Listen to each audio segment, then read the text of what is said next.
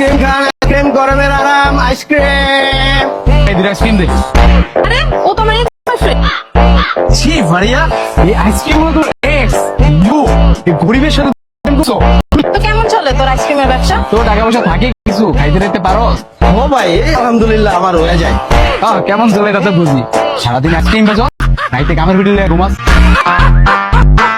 Ice cream বেচে কয় টাকা ভাই আলহামদুলিল্লাহ 6-7 তো কামাই লাগে। মাত্র 6-7 হাজার। তুই জানোস আমার বয়ফ্রেন্ড কত টাকা? কত? মাসে 30,000 টাকা।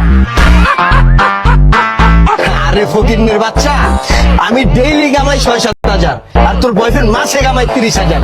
তাইলে তুই হিসাব কর আমার মাসে কত। আমার যদি প্রত্যেকদিন 7,000 করে হয়, মাসে 2,10,000 টাকা।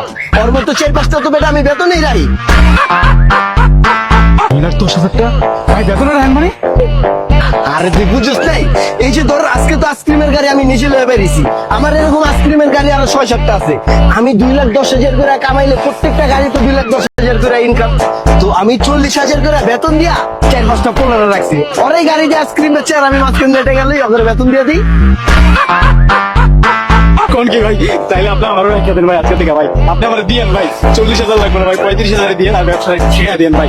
আর ভাই ভাই ফালতু মেয়ে, তোমার বস কি করছিস? হ্যাঁ ছোট লোক করছিস, গরিব করছিস বুঝছো ভাই ভাই নাই নাই, তোর লেগে কোনো চাকরি নেই, যা।